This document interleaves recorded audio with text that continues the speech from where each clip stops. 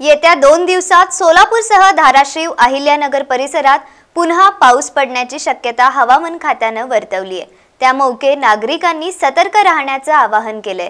पुन्हा नदीला पूर येण्याची शक्यतेच्या पार्श्वभूमीवर जिल्हाधिकारी यांनी सोलापूर जिल्ह्यात नागरिकांना सहकार्य करण्याचे आवाहन केले। पाहूयात ते काय म्हणालेत। पहिला जो स्टेज असतो ते बचाव कार्य असतो, तो बऱ्यापैकी आता संपलेला आहे। आता जे दुसरा भाग आहे त्याला मी रिलीफ म्हणतो। त्यांना जेवण देणे, चारा पोहोचवणे, त्यांचे गावचे साफसफाई करणे, आरोग्याची सगळी काळजी घेणे। पण यामध्ये आता मी रिलीफच्या स्टेजवर जाणार होतो। पण यामध्ये असा एक अपडेट आहे की उद्या आणि परवा सोलापूर जिल्ह्यामध्ये हेवी रेनफॉलचा फोरकास्ट आहे। धाराशिव मध्ये ऑरेंज अलर्ट आहे उद्या आणि परवा, म्हणजे की व्हेरी हेवी रेनफॉलचा फोरकास्ट आहे।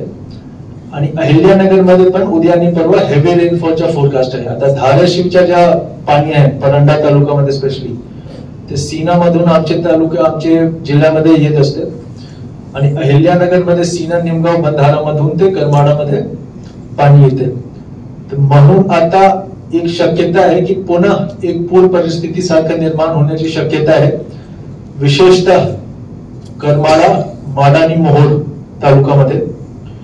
त्यासाठी सोलापूरचे सर्व जे नागरिक आहेत, विशेषतः हे जे 6 तालुके आहेत, माडा, करमाडा, मोहोळ, उत्तर सोलापूर, दक्षिण सोलापूर आणि अक्कलकोट, त्यांना माझी विनंती आहे, जिल्हाधिकारी म्हणून माझे आव्हान आहे की जेव्हा स्थानिक प्रशासन, महसूल प्रशासन असो किंवा पोलीस प्रशासन असो, जेव्हा स्थानिक प्रशासन आपल्याला आवाहन करते की आपण आपल्या घरातून बाहेर यावे, इव्हॅक्युएशन साठी आवाहन करते, कृपया त्यांची मदत करावी।